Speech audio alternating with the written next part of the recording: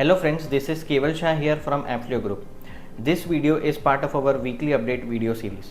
इस वीडियो में हम 16 से 22 सितंबर 2024 तक के important news and notifications related to the exam industry को हम कवर करेंगे. So let's get started. हमारी ये जो वीकली अपडेट वीडियो सीरीज़ है उसमें हमने एक न्यू फीचर ऐड किया था and that was of question and answers. So हमारे लास्ट वीडियो में एक व्यूअर ने कमेंट करके हमें एक क्वेश्चन पूछा था.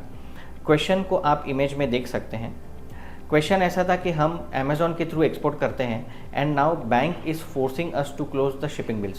सो इज़ द बैंक राइट और रॉन्ग? सो इसका आंसर ये है कि एज़ पर RBI गाइडलाइंस आपको हर एक शिपिंग बिल को EDPMS सिस्टम में क्लोज करना होता है.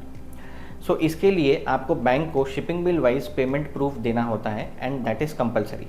अगर आप ऐसा नहीं करते हो तो आपको RBI कॉशन लिस्ट में डाल सकती है. अगर बैंक EBRC जनरेशन के हाई चार्जेस लेती है तो आप बैंक के साथ नेगोशिएट कर सकते हो. एंड इस प्रॉब्लम को फ्यूचर में अवॉइड करने के लिए DGFT ने एक न्यू सिस्टम लॉन्च किया था for self certification of EBRCs, जिससे कि आप खुद आपकी EBRCs जनरेट कर सकते हो एंड इसके लिए आपको बैंक को कोई एडिशनल अमाउंट देने की ज़रूरत नहीं पड़ेगी. So I hope the answer is very clear. So ऐसे ही आपको कोई डाउट्स हो या क्वेश्चंस हो with respect to the exam industry तो आप प्लीज़ कमेंट सेक्शन में लिखिए एंड हम उसको नेक्स्ट वीडियो में हम उसका आंसर देंगे. For the month of August 2024, India का export was down by 9.3% and the import was at an all time high of $64.36 billion. Exports के डिक्लाइन के पीछे दो प्राइमरी रीज़न हैं. The first is the reduction in the value of petroleum products and the second is very poor performance by the gems and jewelry sector. Import बढ़ने के पीछे primary reason ये है due to 100% increase in the import of gold due to festive demand and also due to reduction in the import duty from 15% to 6%. India का diamond sector जो है that is facing severe export import crisis as per a report by GTRI. Past 3 years में the import and export activity has sharply decline, जिसकी वजह से factories बंद हो रहे हैं, जॉब लॉसेस हो रहे हैं and many suicides are also happening. Export के डिक्लाइन के पीछे प्राइमरी रीज़न है reduced order, stiff competition from lab grown diamonds and higher inventories. So इस सिचुएशन को टैकल करने के लिए the ministry of commerce is proposing for creation of a task force to boost gems and jewelry export.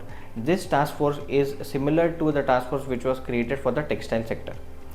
Importers of laptops, tablets and PCs के लिए एक important news है. So as per some reports, government is considering कि जो current import management facility है for import of laptops, tablets and PCs जिसमें वो freely import कर सकते हैं, उसको वो year end तक extend करेगी. Currently, this system was in place only till 30th September 2024. So, industry के प्रॉब्लम्स और उनके डिमांड को ध्यान में रखते हुए गवर्नमेंट इज कंसिडरिंग कि ये सिस्टम को वो ईयर एंड तक एक्सटेंड कर दे. Now we will discuss some of the important DGFT and CBSE notifications. 31 अगस्त 2024 को DGFT ने जो नोटिफिकेशन इशू किया था उसमें उन्होंने इंटरेस्ट इक्वलाइजेशन स्कीम को फॉर MSME मैन्युफैक्चर एक्सपोर्टर्स को एक्सटेंड किया था till 30th September 2024. So now एक न्यू नोटिफिकेशन के अंदर सबवेंशन अमाउंट पे एक कैप लगा दिया है ऑफ ₹5 crore पर IC for the period starting from 1/4/2024 to 30th September 2024. Exporters को कंप्लायंस बर्डन कम करने के लिए and due to the ease of doing business DGFT ने EPCG स्कीम के अंदर कुछ रिलैक्सेशंस दिए हैं. So as per the new public notice, export EPCG licence holders को जो पहले एवरी ईयर रिपोर्टिंग देना होता था उसके बदले अभी फर्स्ट ब्लॉक के ख़त्म होने के बाद ही उनको रिपोर्टिंग देना है.